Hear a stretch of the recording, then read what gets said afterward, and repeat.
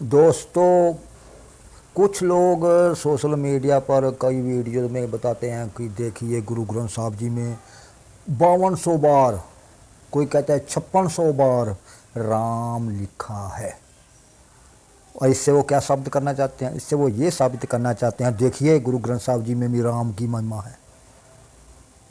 लेकिन ये नहीं पता और ये नहीं ये लोग जानते भाई गुरु ग्रंथ साहब जी में जो राम है उसका क्या मतलब है और रामचंद्र का क्या मतलब है। उन लोगों को तो ये भी नहीं पता राम शब्द पहले था या दशरथ का बेटा जो पैदा हुआ था उसका नाम उस शब्द को लेकर रखा गया था।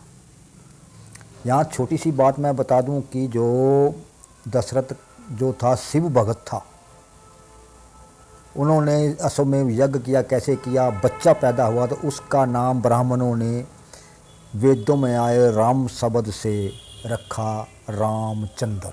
यानी कि राम जो राम शब्द था पहले ही वेदों में था। तो वो राम शब्द कहाँ से आया? क्या वो भगवान का नाम है? राम शब्द का मतलब है सर्वव्यापी, यूनिवर्सल। जिस तरह गुरु गोविंद सिंह जी का नाम है, गोविंद शब्द भी वेदों में है, पहले से मौजूद है, तभी तो गुरु गोविंद सिंह जी का नाम रखा गया। कृष्ण शब्द भी पहले वेदों में था, तभी उसके बाद कृष्ण जी का नाम रखा गया। और उससे पहले भी कई कृष्ण हुए, कई राम भी हुए।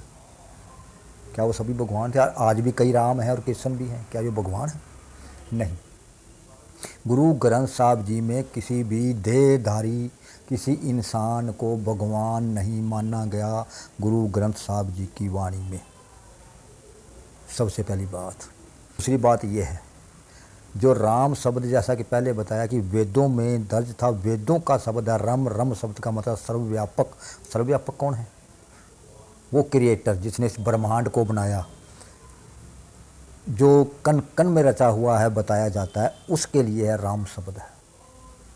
ये दशरथ के बेटे राम के लिए नहीं है कि अकेले राम रखा गया, रामचंद्र रखा गया तो उसमें राम शब्द आया, इसलिए गुरु ग्रंथ साहब जी में राम शब्द है। कई गुरुओं के नाम में भी राम शब्द आया है, कृष्ण शब्द भी गुरुओं के नाम में आया है। इसका मतलब वो भी भगवान हुए? नहीं भाई। रामचंद्र के बारे में गुरु ग्रंथ साहब जी में क्या लिखा है ये जानिए। भगत नामदेव जी की वाणी कहती है रामचंद्र के बारे में, रावण सेती सरवर होई, रामचंद्र ने अपनी जोरू खोई।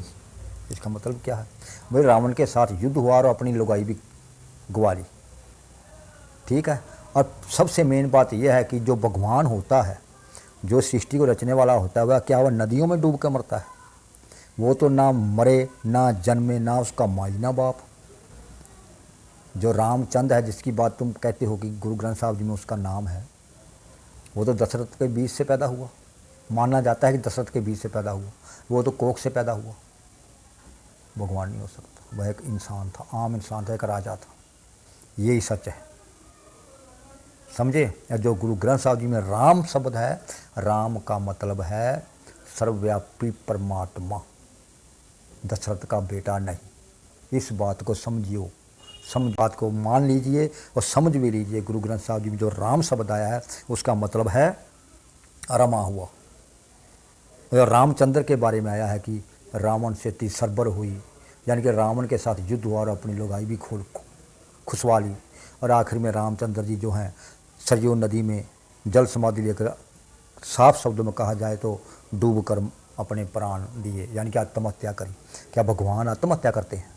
बस इतना ही समझदार इतने में समझ जाएंगे। अगर जो अंध भक्त होंगे उनको तो आगे जितनी मर्जी बीन बजाओ, अंध भक्त तो कभी नहीं समझता, चाहे किसी भी प्रकार का अंध भक्त हो।